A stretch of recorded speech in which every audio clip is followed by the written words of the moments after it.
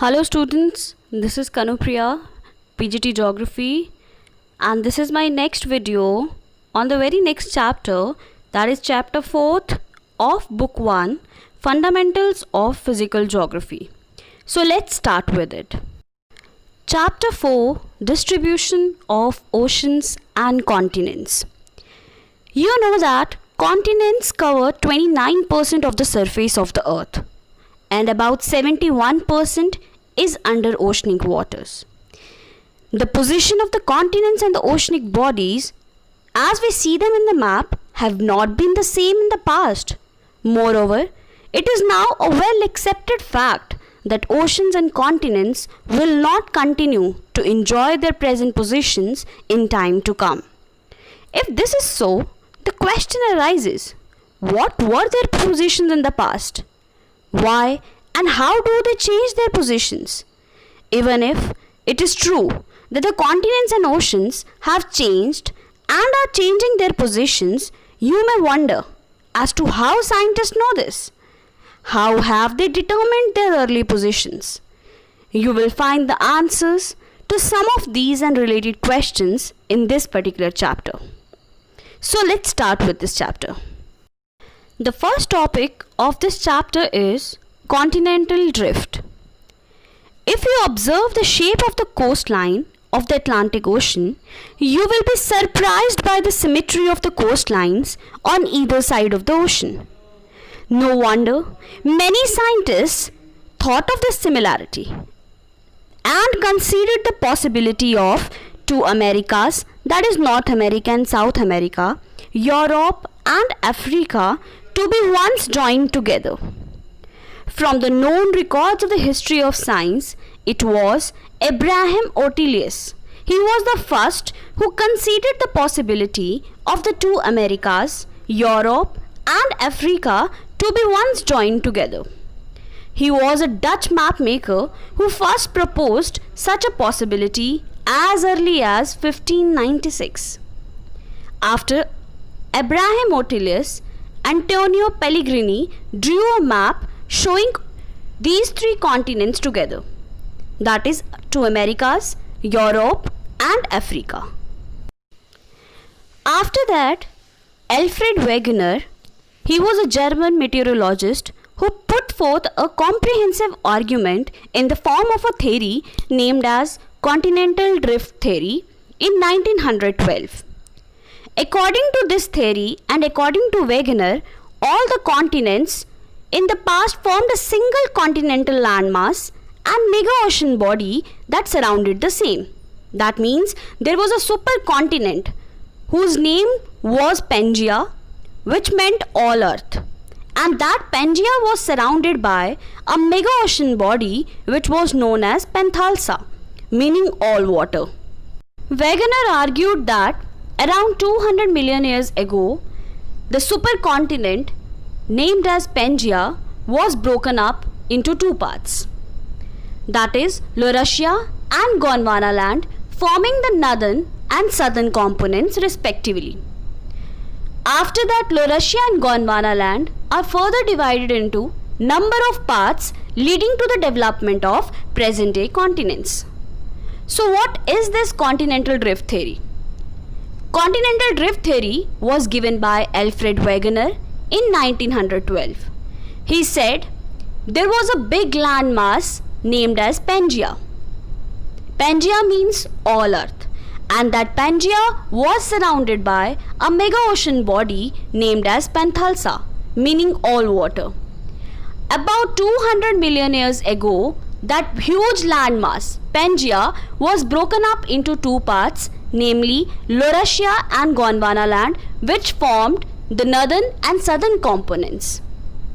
After that, Laurasia and Gondwana land are further divided into smaller continents, leading to the development of present-day continents. So this is continental drift theory.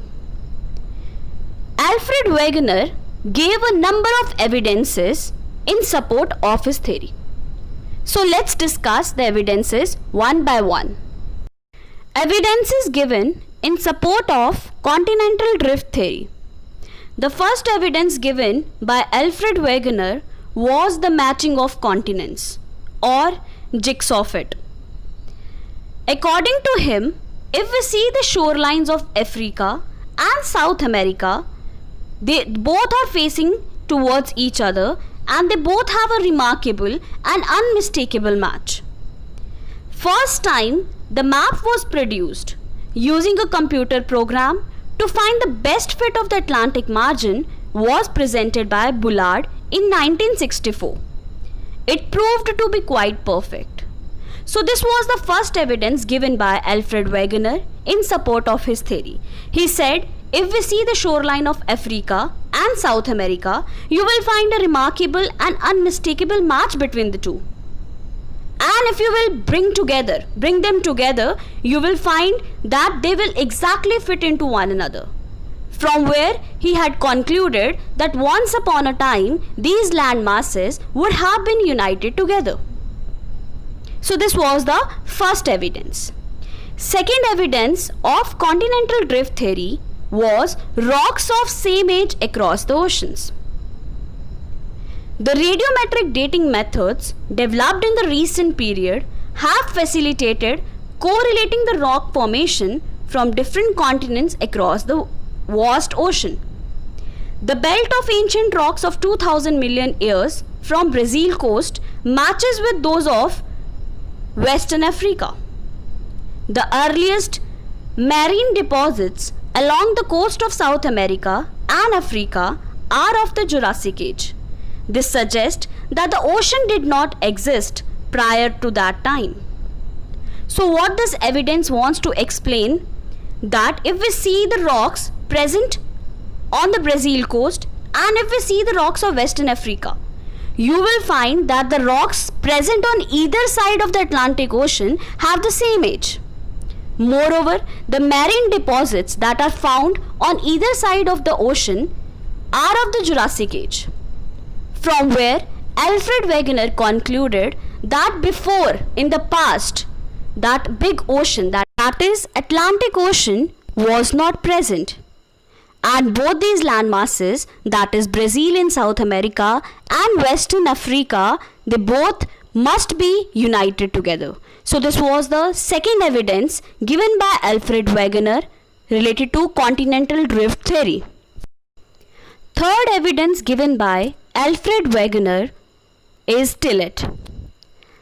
Tillet is basically the sedimentary rock which are formed out of the deposits of glaciers. You will be amazed to see and know that the system of sediments, the Gondwana system of sediments, that is the sedimentary rocks from India, is known to have its counterparts in 6 different land masses of the southern hemisphere. Counterparts of this succession are found in Africa, Falkland Island, Madagascar, Antarctica and Australia. So how is this possible? These all continents and places are far away from each other presently. So how is it possible that the same sediments are present in 6 different land masses? From where Alfred Wegener concluded that these land masses would have been united together in the past. And with the passage of time, these land masses would have moved apart from each other. So this was the third evidence given in support of continental drift theory. The fourth evidence given in support of continental drift theory is placer deposits. According to Alfred Wegener, Ghana is famous for rich gold deposits. However, there is an absence of source rock in that particular region. And the source rock is present in Brazil Plateau. So how is this possible? Brazil is in South America and Ghana is in Africa. And in between, we have a huge ocean named as Atlantic Ocean. From where he had concluded that once upon a time, these land masses would have been united together. And once they have drifted apart, so the source rock is present in Brazil and the gold deposits is found in Ghana coast. Now, the fifth evidence given in support of continental drift theory was distribution of fossils. When identical species of plants and animals adapted to living on land or in fresh water are found on either side of the marine barriers, a problem arises regarding accounting for such distribution.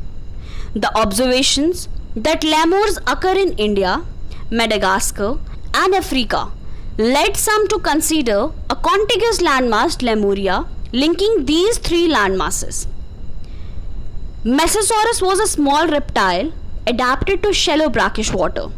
The skeletons of these are found only in two localities, the southern Cape province of South Africa and in Brazil. The two localities are presently 4,800 km apart with an ocean in between them. So how is this possible? The reptile cannot cross a big ocean like Atlantic Ocean. So how is this possible that the skeletons are present in Brazil and southern Cape province of South Africa? So these places are far away from each other. However, they both are connected to each other in the past. So this was the evidence given in support of continental drift theory. Now comes the forces for drifting. Wegener suggested that the movement responsible for the drifting of the continents was caused by pole fling force and tidal force. Now what is this pole fling force and tidal force? The pole fling force is related to the rotation of the earth. You are aware of the fact that the earth is not a perfect sphere. It has a bulge at the equator. This bulge is due to the rotation of the earth. And the second force that was suggested by Wegener was the tidal force. And tidal force is generated because of the attraction of moon and the sun that develops tides in oceanic waters. Wegener believed that these forces would become effective when applied over many million years. However, most of the scholars considered these forces to be totally inadequate for such drifting. So this theory was discarded by many scientists on these facts that these forces are not that much enough to make that huge landmass to drift apart or to be broken into number of parts. So on the basis of the forces given by Wegener, this theory was discarded by most of the scientists. And moreover, it was discarded on the basis that he had focused mostly on the land masses. That means he had given the explanation only about the continents. He had not told us about the distribution of oceans. So on the basis of that, this theory was discarded by many of the scientists. This is all for today. If you have any doubts, please come up with your doubts. Thank you so much.